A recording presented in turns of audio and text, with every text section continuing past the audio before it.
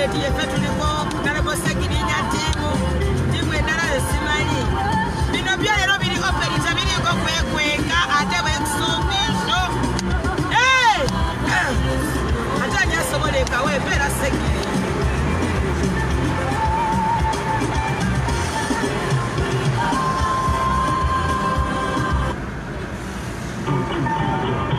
banete munkubira simu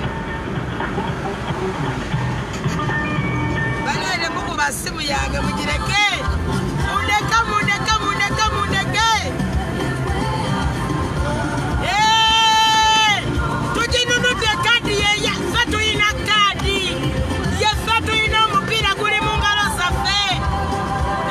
muleke kukaba masika katawedde mukabye obusika bane mugabye sanyika tabakutte mushayalinga mawa amawulire ag'essanyu wemugano shayalinga omugalinde wemugano shayalinga omugalinde njagala kulaba abantu awo teri kuleeta wano muzannyo team Mr. Update kadi eri mu ngalo zaffe ensolo ku kizigo kweri kati mugamba Sawulo tugambye eggaali twagivuze ne tugendayo ne tugikebera obulamu buntu obutono nnyo naye nga yeewedde kadi emaze okuggwa bali mu kutereeza kubanga Mr. Update omanyi muntu w'amaanyi so bali mu kutereeza obuntu butono nnyo era kati gye tulaga wano tugenda kugikima bwe mba ng'olaba buno obudde nkyali bweru gwe manya teri kwebaka leero kadi gwe tuli kati gwe tutuulidde bekikoze obubi munansonyiwa munnange tuli bantu why ate omanyize campaigning manager waawo nalebo Segirinya kati ntuse nendaba nga ebintu ebimu mu field biyimiridde ne ngamba nina okuba nga nteekamu engatto nga nze genero naye nga kadi wenjogerera tugirina njagala mube bagumu mwenna abasabye mwebale nnyo kusaba mwebalire ddala essaala okubeera ekitole nno ekyo kyembagamba mission manvuuli mubeeraawo sijui ne babalimbalimba ate kuwagira oli bisaati mpale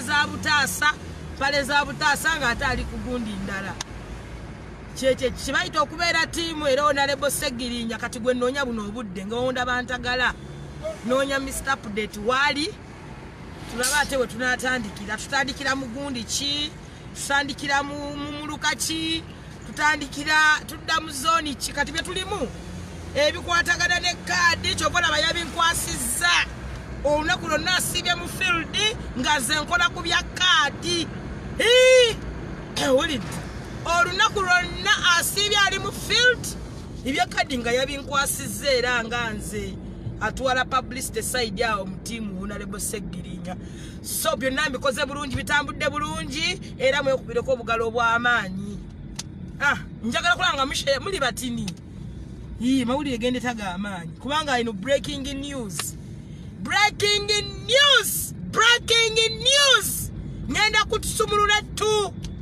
mwenna muyenga temukitegeera mulekerawo okukaaba bannaye nga mukaabye temuva mu inbox yange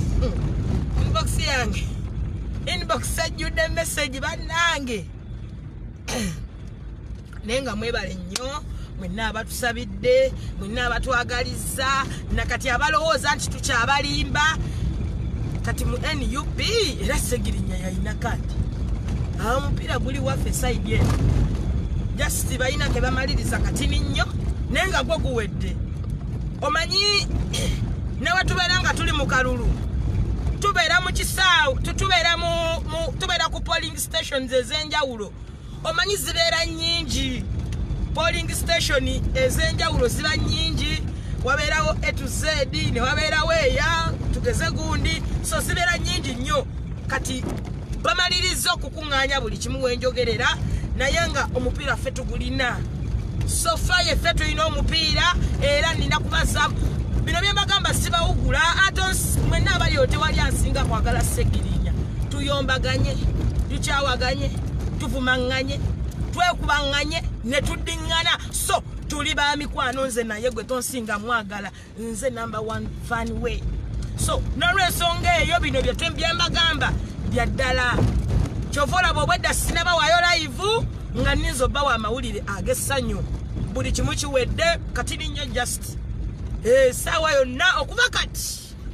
mujja kubeera nga mubifuna official page nga bivaayo bulungi nnyo naye nga wenjogerera omukulu ffe tuliko tewaliwo mulala ffe tuliko tewaliwo mulala Mr. Update kwe tuli oyo yenna asuubira nti nina kwogera byasuubira mukwano si bwe kiri naye nga Mr. Update fenna kwe tuli era buno wolaba ngenda katolokola bantambula bwenti gye ngenda okujjayo kubanga bamaliriza nkubiddwa era kati gyendaga gwe beeraawo ngenda kuleetera ngenda kubambalaga ebivudde mu kakiiko ku Electoral Commission naye nga wenjogerera tetuli bubi kubanga era omuntu yenna ng'obadde mu kalulu omanya nti gwe wawangudde polling station eziwera 10 zonna gwe wawangudde polling station eziwerera ddala 10 so n'olw'ensonga luno wano woolaba njogerera buno obudde polling station zonna emitendera gyonna gye boogerako okulaba nti omuntu bamuwa kaadi avuganya kwate kaadi yaffe Sseggirinya gyonna agiyiseeko era nze namugambye bino talina kubibaamu ebya kaadi gweolebyeko abyogerako twakedde ku makya ne twegabanya asibye mu field ne bamaaka geto speaker ate nze nankwasa ekya kaadi era nkibaddeko bulungi nnyo buli kimu kitambudde bulungi nnyo ewedde so essaawa yonna ebbasa nja kubangisa bukulula era mbabuulire ddi kandidenti wange lwagenda okunominatinga oba kandidenti waffe lwagenda okunominatinga kati kyokka bye tulinda very soon tujja tufulumya ngeri tugenda okukwasaganyamu ekintu naye ng'era akabonero kaffe tuli kwambuleera kubira mukama engalo ez'amaanyi okuleka ng'olina ettima ng'obwedda totwagaliza byonna maze bibanyonnyola so n'olw'ensonga eyo njagala mukwatiriramu mubeere bakkakkamu bannange muzanyo mu inbox jeno meetings ziba nnyingi jeno kati ate tuwulira bino ate Sseggirinya tebamuwadde kaadi ate kino ate kakati jeno ate kakati Sseggirinya oyo byonna obwedda byensiibye enkola mbadde ne Swablo ow'omukisa mbadde ne Shifra tubadde ttiimu nnene nnyo owulidde so n'olw'ensonga ekyo tukikwasaganyiza maanyi okulaba nga tulaba nti buli kimu kitambula bulungi kubanga candidate abeera ne ba agents era mwakirabanga anominatinga okufuna okuvuganyizibwa mu kamyufu ka NUP nze yali official agent we era ebintu byonna mbikoze bulungi so olwaleero nga tutunaba kwebaka nina okudda nga mbalaga card mbalaga stamp nga mbalaga buli kimu nga mbabuulira di candidate waffe Raina okunominatinga Sseggirinya Muhammad eddoboozi ly'abantu bakawempe North awo nno munnange nno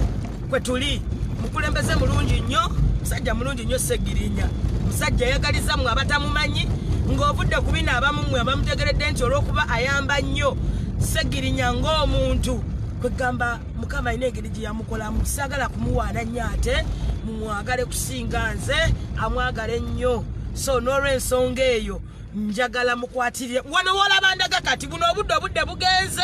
senti jamu abaddeyo munnange essimu tuzifuna leeti kati olwongolokolo ŋŋenda kubanga gundi kaadi talina kusula kaadi tesula era abookya embuzi buno wenjogerera bali mu kuteekateeka misito abanaalya ebibumba musobola okukubira Monix kubira abantu ab'enjawulo babakwasaganya abanywa ebyokunywa abapadde weebali awo so buli kimu kiri mu kuteekateeka yo Mr. Update talina kyalina mu village era ssaawa yonna ajja kubanga atukomawo tulabe naye tumubuulire kubanga tabimanyi na bino tabiriiko kuba nze namuganje teyeeraliikirira buli kimu nkirimu owulidde twegabanyiza tetuli pressure yaffe teri waggulu nnyo okusinziira ng'abamu babadde bakirowooza muwulidde baganda bange so n'olw'ensonga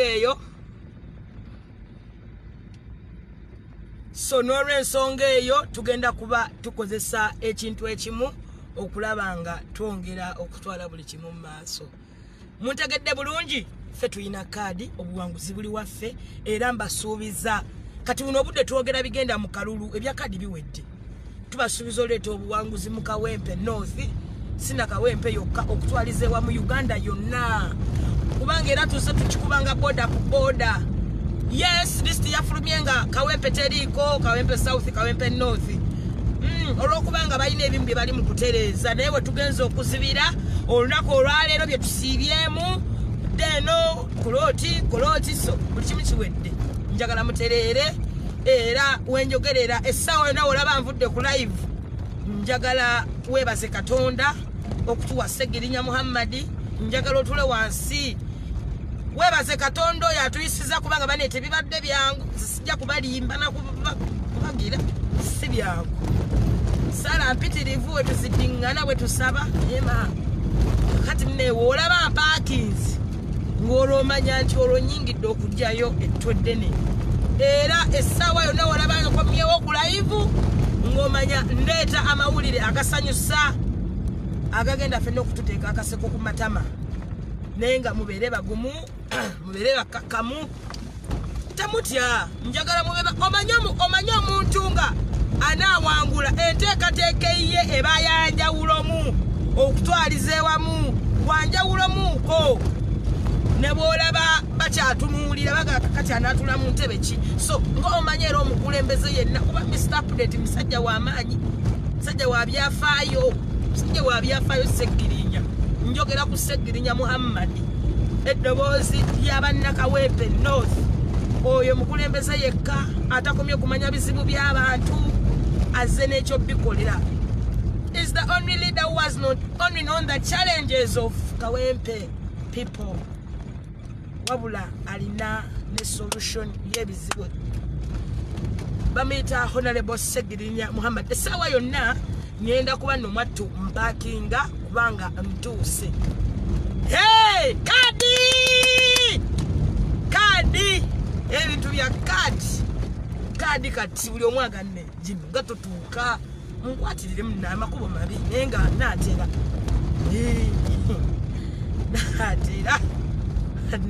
naatera okuleeta kadi bannaaye era nga nsooke kati mbasiibule.